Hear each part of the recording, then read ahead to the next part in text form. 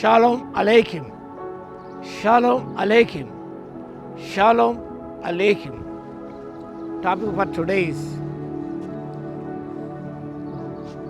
God uses our setbacks to move us forward. God uses our setbacks to move us forward. The text is from Paul's second epistle to Corinthians chapter 1 verse 9. అపోస్తలుడైన పౌలు కొరింథీ సంఘానికి రాసిన రెండవ పత్రిక మొదటి అధ్యాయము 9వ వచనం. మరియు మృతులను లేపు దేవునిందే గాని మా ఇందే మేము నమ్మిక ఉంచకుండాన్నట్లు మరణమగుదు మనం నిశ్చయము మా మట్టుకు మాకు కలిగి ఉండేను.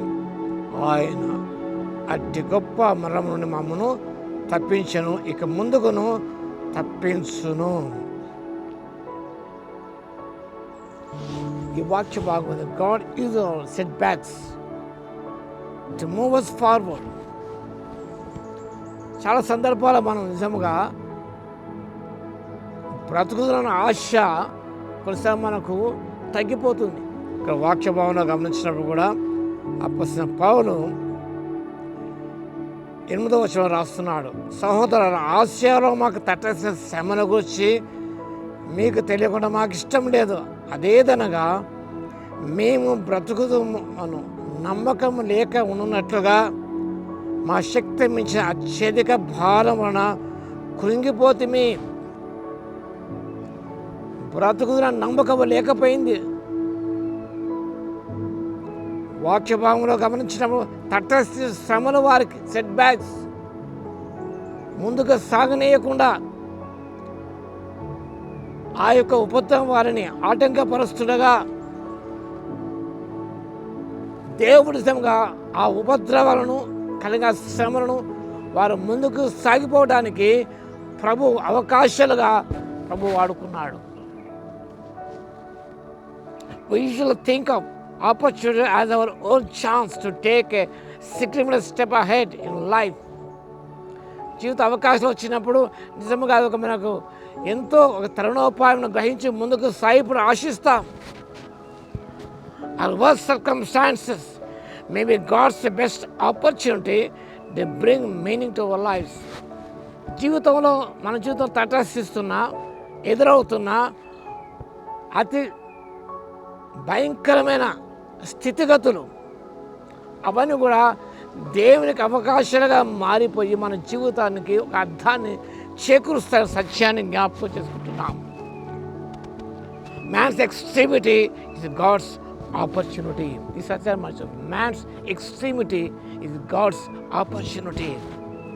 మన జీవితంలో తీవ్రతలు ఇవన్నీ కూడా సంగీతావస్థలే కావచ్చు, ఉపద్రవాలే కావచ్చు, శ్రమలే కావచ్చు, ఇవన్నీ కూడా దేవునికి అవకాశాలుగా మారిపోతాయి. మూవ్ us ఫార్వర్డ్, ముందుకు నడిపించడానికి అవి సోపానాలుగా అవకాశాలుగా మారిపోతాయి. అపోస్తలుడైన పౌలు ఆయన సహచరుడు they were under great pressure but beyond the ability to endure. సహింపలేనంతగా వారికి అత్యధికమైన బాధ కృంగిపోయారు. వారు even thought they were going to die. మరణము జీవిస్తాము అనే నమ్మకం వారు లేకపోయింది. బ్రతుకుదామన్న నమ్మకము లేక వారు ఉన్నారు. అలా సందర్భంలో నిజముగా